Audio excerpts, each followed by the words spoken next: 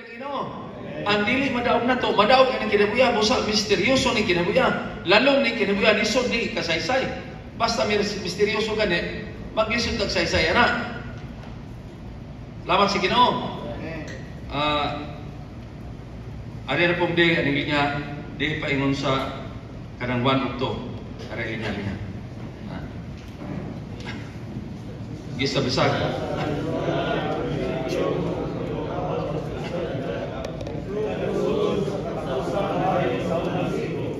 Pasibang yun sa kinabuhi. Ang kapusang ng paglaga sa Biblia o ang dapat paglagan ni Juan.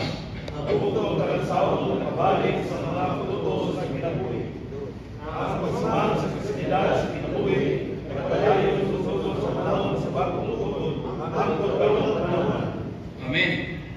Dahil ko na Ginoo, i-establish ang Biblia ang prinsipyo nga pagkadaog sa kasidad nga nagsugod sa katapusang bahin sa unang siklo, pagsimang gyud sa kinabuhi.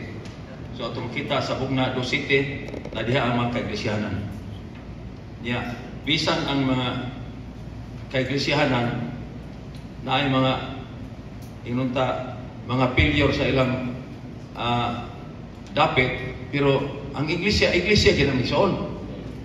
Makita na to din sa bugna 2:7 na ay mga kaiglesiyanan diha, 7 kaiglesia.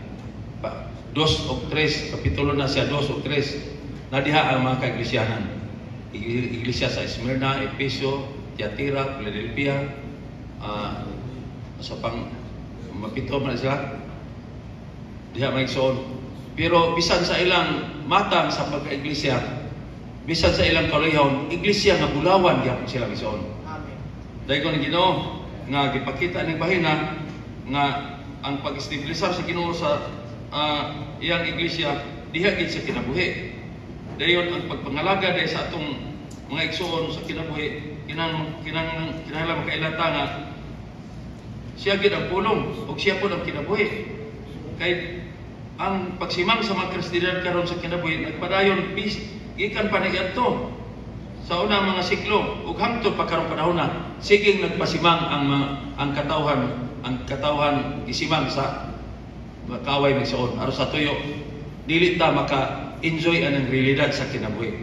So dahil ko Ginoo nga gipakita aning bahina aron sa tuyo dili ta mapasimang usab kay kini pagpasimang daan ang ni sa una. Sige lang pasimangon ang mga katawan sa Dios gikan sa realidad sa kinabuhi. Busa ang mga musulod nga bersikulo ni ingon ra sa aning sa ayat tumasahon ni gandiana sa taman sa G. Diyan na si tamas G.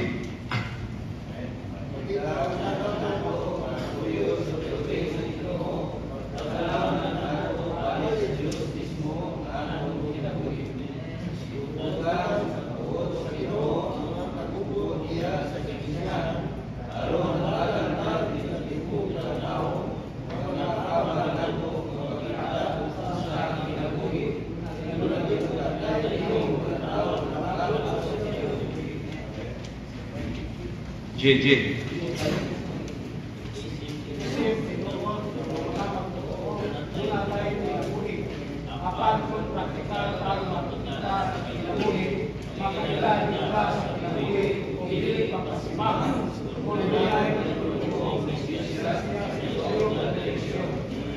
Amen. Salamat at tinawan tas Ginoo igsoon. Aron sa tuyo magpabiling kita sa iglesia. Kung nakailat sa iglesia nga dunay kinabuhi, kung nakailat sa iglesia nga kinigyod ang lawas ni Kristo, dili ta masimang magsuon. Ang buhat si Satanas kay pagpasimang naman gyud. So makita na to ng tuyo sa Ginoo, ang tuyo sa pahilo sa Ginoo pagdalagid sa kinabuhi. Kay panalitan karon sa iglesia na ning agi na magining mga nahitabo karon og dili ta mapasukan sa kinabuhi. Dalan tag mga daotang taho yang wala puta. Dalan tag mga balita nga dili mayo. Maglisod ta magsuon kay wala man ta kailas kinabuhi. Manang ang resulta karon sa ubang kaiglesiyanan katong napiktahan ang uban nay maglain og tigom. Nya kon makailata nga kini ang lawas sa Ginoo, dili gyud mabahin ang iglesia magsuon. Salamat sa Ginoo nga kita nagpabilin hantud karon. Ipanalinginan kita sa magsuon kay nagsinati man ta sa kinabuhi. So ang pagsinati sa kinabuhi magsuon o ang pagbansay sa kinabuhi dili ni kay katurang nanguna mao nay nakasiniti ni sa kinabuhi kay ang gigamit karon sa kaaway kato mga nanguna pasti lisuram gyud. Dunay mga kaguliyang. Unya, mas maayo pa tong mga hingkod dili kayo wala kayo ingog naapil sa mga nagkumbuhat kay nagpabilin pa sa iglesia. Pero katong uban noon nga naan nangalagad sa pulong mga workers kunuhay pero naon sa man ang ilang kinabuhi karon. Nasiman sila sa kinabuhi. Maayo mo sa sukaranan sa iglesia, sa lawas sa iglesia, sa bagong tao, may mo sa-isay. Pero sa nadaot na may soon, wala na sila sa kinabuhi. Wala sila sa hustong pag-alagan may soon. So, salamat kita karon nga giatimanan sa Ginoo. Dahil ko ni Ginoo, ipanalangin na sa Ginoo, hantod karon may soon, nga nagpabilin ta sa iglesia. Mao ni ang panalangin nito may soon nga makailag kita sa lawas. Kanya sa pahilo sa Ginoo may soon, kining kinabuhi, lalo may soon. Dahil ko Ginoo, lalong kining kabuyan. Kaya ang kinabuhi sa lawas may soon, kining kinabuyan, kinsa magoy tao nga makabahin og kinabuhi. Kung atong pamalandungon ba, kinsa may tao nga makababahin og kinabuhi. Wala kay kung bahinon nimo ang kinabuhi, kamatayon ang resulta. Para sa atong lawas, kinabuhi sa lawas, kung igahin nimo ng paa o kamot ba, lisod kayo. Ang resulta na, kamatayon. So, salamat nga kung makailata sa kinabuhi, dili ta masimang sa mga lino-lino nga mga pagtulunan.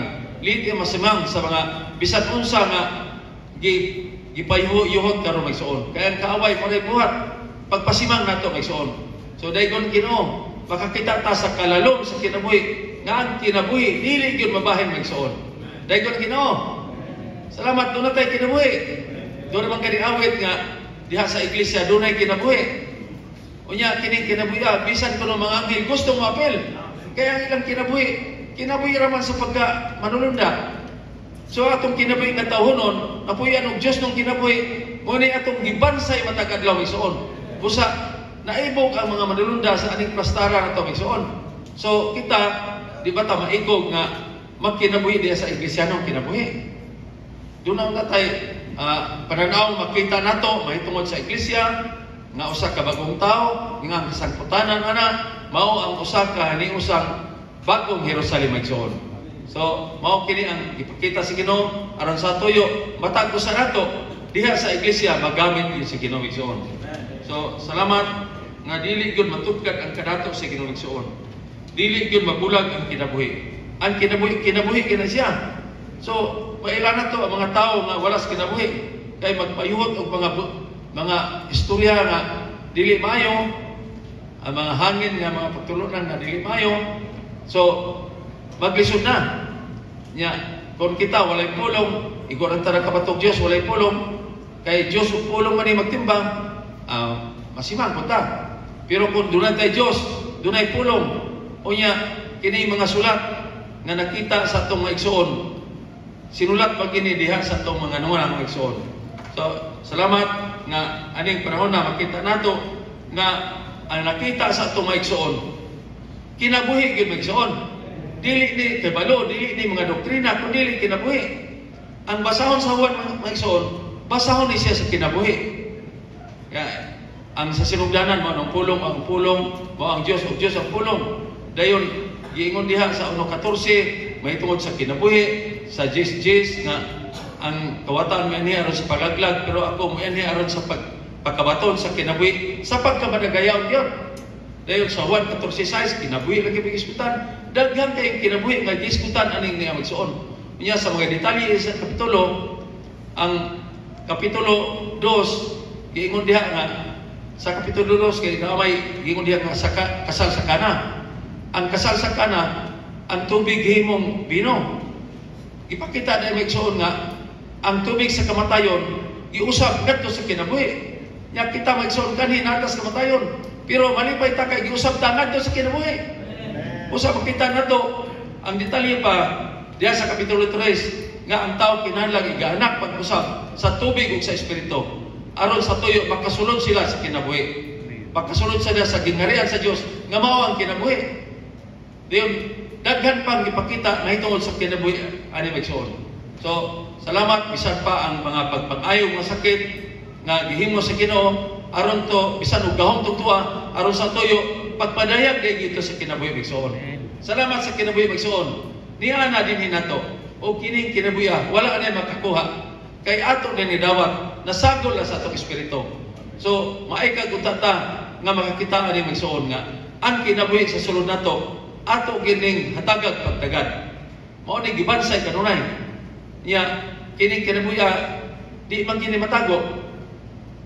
Di man kini matago basta kay nagbansay lang ta dihas kinabuhi, nagbansay ta dihas pulong. Kay katong nakadawat sa kinabuhi na magkikinabuhi sa sulod. Oh, sama ng pareha itong dulang sa mga wifi itong sa dito sa Kulpan, gigrupo sila, gigrupo. Tingala po gusto ni dula kay kitap-tapan ang ilang mga matawa. Gigrupo sila na 20 ka po, 20 na. Murwag i-surprise mo yung dula na kitap-tapan na mata. Yung giinan na sila ang iyong tingog, ang grupo mo sa magkanding. Dayon ibulag-bulag di sila. O grupo mo sa kanding, mangita mo sa iyong kauban, mo iyon mo, aron magtapok mong tanan. Nya, lain mo itong grupo sa baka. Lain mo itong grupo sa manok. Ang grupo sa manok, magputak-putak pa na siya, aron mangitag kauban. So, dili matago ang ilang grupo kung unsa sila magsuon. So, ang uban, nagkakitaay sa kitap-tapan ng ilang mata, so base sa tingog ng ilang nadungog, mangita sila. So, ang kinabuhi, ang buta kong ipasabot na yung ang kinabuhi, dili gyud matago. Kung matang ta sa kinabuhi sa Dios, naagi matang na to sa Dios magsuon. Nga motawag ta sa ngalan, mo aminta, madag mga nagkatigom, ano man ni, kay matang man ni sa kinabuhi nga itong nadawat. Dahil kung Ginoo, o kini matanga magsuon, dili na kini magkuha na to. Dahil kung Ginoo, ang usa ka Kristohanon kanunay gyud makatawag sa ngalan sa Ginoo. Yun dunay pag-agulo sa sulod nga moampo gyud gumikan anang kinibuhi sa sulod nato. Dahil ko Ginoo o kining kinibuhi magsuon di na kinimuwala. Salamat sa Ginoo nga unsa ka langdon kining kinibuhi nga atong nadawat. Mao ning kinibuhi nga midaog sa kamatayon. Dahil ko Ginoo. So kung pagdaog ang atong ismutan kita sa itong kigulingon, dili mo kita kay mo. Di mo kita kay mo magsuon. Pero salamat ani kinabuhi.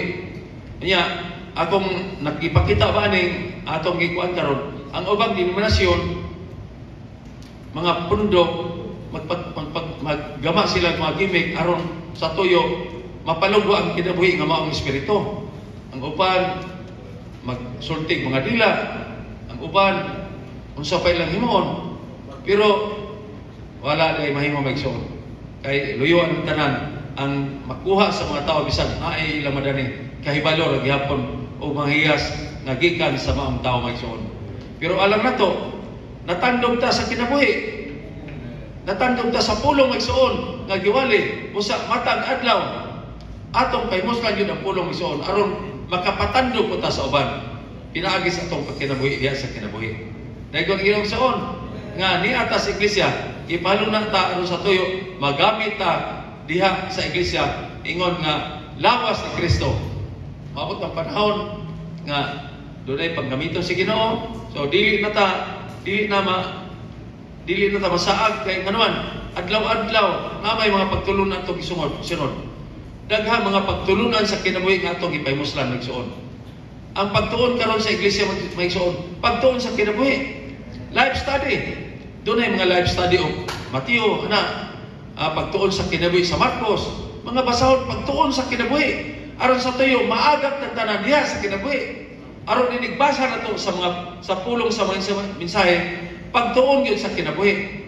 Dahil ko Ginoo, nga ang atong ipaymuslan, puros yun pagtuon sa kinabuhi. Ang mga mensahe iya sa kinabuhi.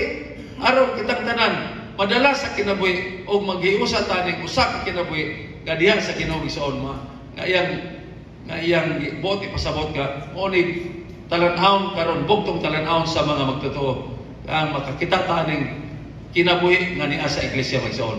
So daghang Ginoo nga nagpakita ng tanan aron sa tuyo ang atong mga pag-alagad diha gid sa kinabuhi.